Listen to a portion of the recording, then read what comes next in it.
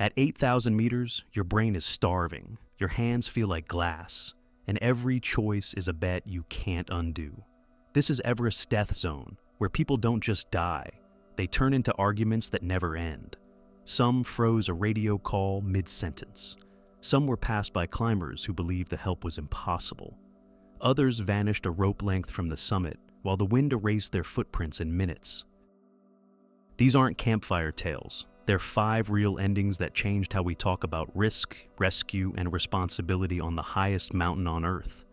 The details are brutal. The questions are worse. Who do you save when you can barely save yourself?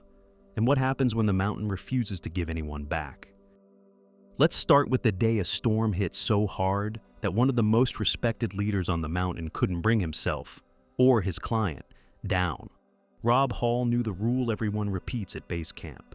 Turnaround times aren't suggestions. On May 10th, 1996, he broke his own. A late summit push stacked the odds against his team as the weather flipped from blue to lethal. The route above the south summit stiffened into rime. Oxygen ran low, and the ridge that looks like a sidewalk in photos became a maze of ice-coated fixed lines. Hall radioed down, calm but fading, describing a client who couldn't descend. The storm erased the boot track like a chalkboard wiped clean. Teams below tried to reach up and help, then retreated as gusts knocked them sideways. Through the night, he checked in with a voice that thinned word by word. He said he'd bivouac where he was. He told boss he loved his wife. Then, the radio went quiet. The horror here isn't only the cold. It's how small choices cascade at altitude. An hour late at the Hillary step. A misread cloud. One team jam on a rope. Until there's no way to reverse the day.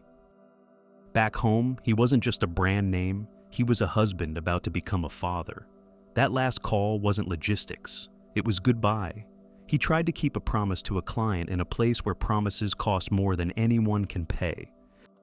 But a storm isn't the only thing that tests people up high. Sometimes the sky is clear, and the real shock is what climbers decide when they find someone alive, barely on the route. In 2006, David Sharp moved light and quiet on the north side. He had little support, few spare bottles, and an engineer's faith that careful pacing would carry him. Near 8,500 meters, by a limestone alcove climbers called Green Boots Cave, he stopped. Teams passed on their way to the top, then again on their descent, and no story of those hours fully agrees with another. Some thought they were seeing a body. Some figured help was behind them. Some tried to talk to him and found words that didn't stick. That's the death zone's trick. It turns certainty into guesses, and guesses into reasons to keep moving. By the time real effort gathered, light and strength were gone. Afterward, the debates exploded. How many people went by? Who tried? Could anyone have hauled a full-grown climber through rock steps at that height, with no spare oxygen and darkness closing in? The answers still clash, but the market left on Everest culture is permanent. Are you climbing a mountain or walking through a triage ward where almost no rescue can work? Sharp's plan magnified the trap. He'd save money for a shot that left almost no margin. Friends describe him as stubborn and private, more comfortable with numbers than with noise. That's why his stillness in that cave hit so hard. It wasn't theatrics, it was depletion. He wanted the top on his terms, and those terms left him alone when body and judgment failed together. Not every crisis involves strangers. Sometimes it's the person you trust with every rope length. Francys Arstentiev reached the summit without bottled oxygen, a target she'd set because she wanted to know that her own lungs, and only her lungs, put her there. The problem with that goal is the margin. Without supplemental O2, daylight and warmth become a deadline that doesn't negotiate. On the descent, she and her husband Sergei became separated on the north side, a slope that feels endless, even in perfect weather. When she didn't arrive, Sergei went back up into the thin dark to find her. He never returned. Francys was found later, drifting in and out, responsive at times, then slipping again. Climbers offered what they could: words, a mask, a few minutes of heat in a wind that takes more than it gives, and then faced a calculation no one wants to do. If they stayed, they would join her. She died where she lay. Sergei's body turned up lower, rope still coiled. a physical record of a search carried too far. The cruelty here is the contrast.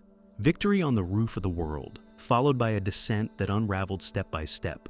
It shows how fast the mountain punishes delay when you don't have bottled air, and how love can pull you back into terrain that denies second chances. Friends remembered Francys as gentle and precise, the kind of climber who kept a tidy pack and a calm voice. She talked about reaching the summit cleanly because that was the story she wanted to bring home. Even near the end, she reportedly answered softly when spoken to, a scrap of courtesy at a height where most people can't form a sentence. That detail is what haunts the ones who stopped. They met a person, not a headline, and left because staying would mean no one lived. Some climbers are found seated as if resting, eyes set on a horizon they never reached. Hannelore Schmatz became that warning. She climbed with a German expedition on the South Col route and, late on summit day, chose to bivouac in the open with another climber rather than spend the last of her strength pushing for safer ground. The night did what nights do up there. By morning, her companion collapsed trying to move. Hannelore made it a little farther and sat down, leaned back, and stayed. For years, teams passed a figure frozen upright, hair moving in the wind, eyes open. Guides told clients not to stare, and everyone stared anyway. You can study maps and weather charts all season. Nothing teaches like an image you can't forget.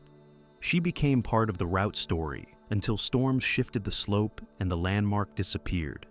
Teammates said she was the kind of partner who kept a group steady, measured pace, no wasted steps, tidy camp, quiet competence. She had already stood on the top. The choice to stop later wasn't vanity. It was a body with nothing left. Her husband kept the summit photo. Others kept the memory of how she faced downhill, as if some part of her intended to keep going. Climbers lowered their voices when they passed that place without knowing why. They were acknowledging a person, not a waypoint, and the ordinary courage it takes to try to stand when your legs are done. Sometimes the mountain doesn't take one person. It takes the people who make the route possible for everyone else.